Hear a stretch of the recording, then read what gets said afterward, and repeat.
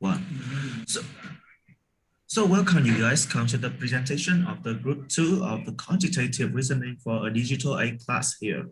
Today we're going to discuss about our final project with our following to find out which characteristic of Fulbright students make them more engaged in the studying process. So today's agenda is firstly, survey using, secondly, limitation. Firstly, in big finding, we want to analyze the network and also the characteristic analysis. And lastly, we want to discuss, we want to give you some conclusion about the importance of this final project. So we find a problem that Fulbright is a young community, but it's filled with a diverse and potential individuals, which make this school become more and more diversity. That is hard to find out a lot of characteristics. So in this case, we want to use the statistic and the network analysis to dispel some of the assumption about the different levels of academic engagement of students so that the academic environment at Fulbright could be more inclusive. So how does our project related to what we have done in the class? Firstly, the research question presents a social network. Since the project covers academic engagement, the current data derived from the survey questions can separate the engaged group and the unengaged group. By identifying and analyzing the patterns in the interaction between the engaged and the unengaged group, we're studying the effect that social networks have on social phenomena, which are covered intensively in the class.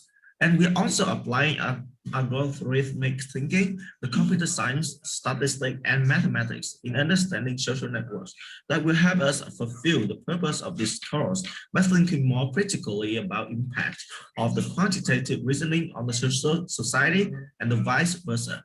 So let's come to the survey using present by Kiê. This is how we use our survey. We mainly separate our inquiry into two main categories. The first one is the network analysis, and the second one is the characteristic analysis. Here we come to the network analysis. We use the statistics of, first of all, the degree of each node in the network. So we try to see how many edges go in and out of each node. This indicates the amount of friends in the social network of each node. Second one is the authority of each node, the relevant to the hits algorithm that rates web pages, which indicates which node would be a good source of gossip within the network. Thirdly is the closeness, centrality of each node, the average farness from a node to all other nodes in the network. This indicates how central a node is to the network.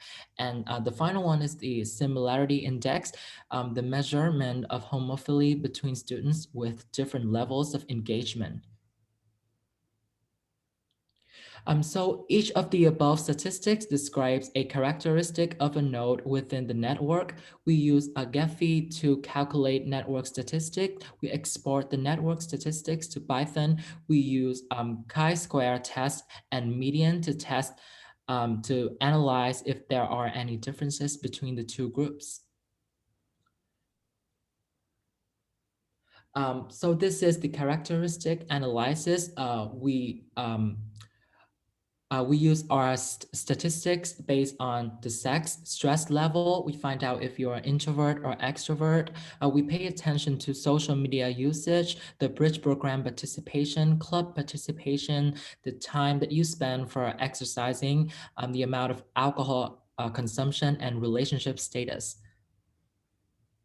So each of the above statistics is a characteristic of a person represented. In the social network, we use chi-square test and median test to compare each of the above statistics between the two groups of students to see if there are any differences between the two groups. Our research also has some limitation. So despite the survey provides us with a lot of value data, but we just want to aim at assess academic engagement as a whole, but there's not enough question to describe the engagement. So we have to narrow down to only the different level of time spent studying.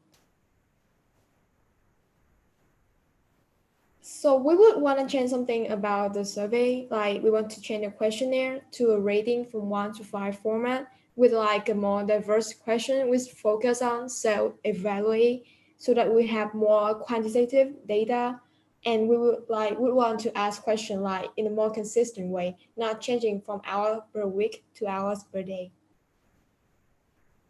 Okay, now on to the big findings of our research. We are also presenting our findings into categories, which are network analysis and characteristic analysis. So we found that a lot of our assumptions about the way that the different groups of students interact with each other, the assumptions are all dispelled by statistics. First of all, we thought that there's a high degree of homophily between the students who study more and study less. But both of the assumptions in the social group and in the study groups were dispelled by statistics. Saying that there's not much of homophily between the two groups, in that the students belonging to the two different groups will hang out and study with each other, and there's not much homophily. The next assumption is that we assume that the students who study more will be more integrated in the social network and will have higher closeness centrality. But we rejected the null hypothesis, and it proved it was the other way around, that students who study less actually have a higher closeness centrality. Next up, we have our assumption is that students who study more will have fewer social friends, but we were also able to reject the null hypothesis, but it was also the other way around, which means that students who studied more will have actually more social friends at Fulbright. And lastly, about network analysis, we also have our assumption that students who study more will be a good source of Fulbright chit chat, but we failed to reject the null hypothesis, and we found that there's no difference between the level of authority in the students of belonging to two different groups. Okay. Next up, we have characteristic analysis. This is even sadder. There's only 2 of 9 of our assumptions that were supported by statistics. We found that students who study more will actually be more stressed, and students who study more will use less social media than students who study less. Those are the 2 assumptions that were confirmed by statistics. Other assumptions that female students study more. There's no differences between female and male students. Students who study more will be more introverted. There's also no statistical evidence to show that they are more introverted. Next up. There's also no evidence to support that students who study less will drink more, or students who study more will spend less time exercising, or a student who study less will be more likely in a relationship, or a student who study more will more likely to have participated in a bridge program. And the last assumption to be discarded was students who study more will be more involved in clubs. So those are the 7 assumptions that were dispelled by statistics. And the future question would be that what is contributing to the stress levels of students who study more?